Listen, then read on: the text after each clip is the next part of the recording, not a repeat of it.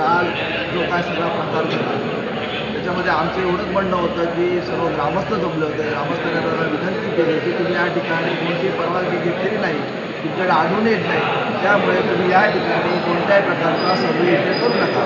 परंतु त्यांनी खोटी माहिती देण्याचा प्रयत्न केला की आम्ही काजू, आंबा, किती झाडे आहेत हे बघण्यासाठी आम्ही या ठिकाणी आलेलो आहोत. आणि असं असूनही त्यांनी सर्वे हा चालू ठेवला. त्यावेळी त्यांना ग्रामस्थांनी रोखलं आणि या ठिकाणी त्याला मंदिरामध्ये आणून त्यांना बसवलं होतं. परंतु ह्या आमचं त्यांच्यावर असं म्हणणं होतं का पोलिसांकडे की तुम्ही त्यांच्यावरती गुन्हे दाखल करा, आमच्या जमिनीमध्ये बेकायदेशीर घुसताय आणि या ठिकाणी मोजणी करते, आम्हाला कोणतीही मोजणी या ठिकाणी नको आहे असं सगळ्या या शेतकऱ्यांचं म्हणणं होतं. त्याच्याकडे दुर्लक्ष केलं गेलं. परंतु आम्ही त्यांना या ठिकाणी आणून बसवलं म्हणून आणि त्यांना या ठिकाणी ताब्यात ठेवलं असं या पोलिसांचं म्हणणं आहे. आणि त्यांना कोणत्याही प्रकारे आम्ही उच्चावरी काही केलेली नसतानाही त्याने तुम्ही कोणत्याही प्रकारे त्या ठिकाणी गुन्हा करण्याचा प्रयत्न केला असं पोलिसांचं म्हणणं. आणि त्यांनी काल जी नंतर जाऊन तक्रार दिली त्याच्यामध्ये त्यामध्ये पोलिसांनी मी संजय अत्तराम गावडे, त्याच्यानंतर स्वप्नील आजगावकर, आमचे भाई परब यांच्यावरती गुन्हा आणि त्यांच्यावर 50 लोकांवरती असा गुन्हा दाखल केला. त्याच्यामुळे काल सर्व म्हणजे आज हे गुन्हे दाखल केल्यानंतर आम्हाला असं समजल्यानंतर हा जनशोक भडकलेला आहे. लोकांच्या मध्ये हे चुकीच्या पद्धतीने चाललेलं आहे. अशा प्रकारे जर गुन्हे दाखल होत असतील, आमच्या शेतीमध्ये जर अशा प्रकारे दुर्गत झाला असतील, या ठिकाणी मायनिंग लागलं असतील तर हे चुकीचं आहे. त्याच्यामुळे प्रशासनाने, शासनाने याची दखल घ्यावी.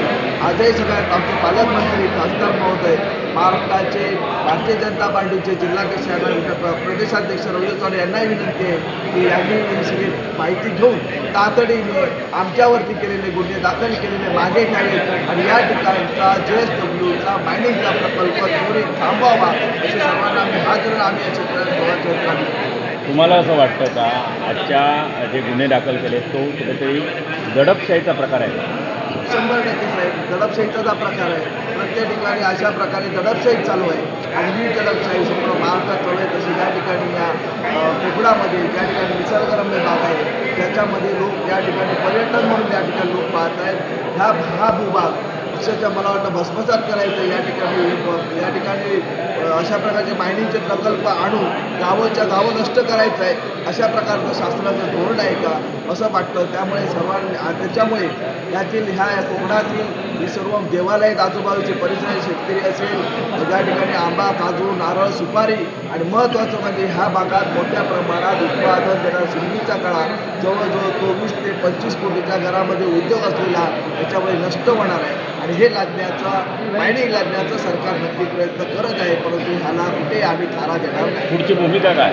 भूमिका हीच आहे की यानंतर कोणत्याही परिस्थितीमध्ये हा प्रकल्प होऊ देणार नाही. काल गुन्हे दाखल झाले, मागे घ्या नाही तर नका घेऊ, परंतु आम्ही या भूमिकेमध्ये ठाम आहोत की हा मायनिंगचा प्रकल्प इथून हद्दपार केल्याशिवाय राहणार नाही. त्याच्यासाठी भव्य दिव्य अशी लढाई आम्ही प्रत्येक गावामध्ये जनजागृती करून लोकांना जोडून बैठका घेऊ, लोकांना मायनिंगमध्ये होणारे दुष्परिणाम माहिती आहे परंतु त्यांना पुन्हा एकदा पटवून देऊ आणि सगळ्यांनी एकत्रीकरण करून एकी करून हा लढावा आणखीन आम्ही स्ट्रॉंग करू. तुमचं नाव आणि माझं नाव संजय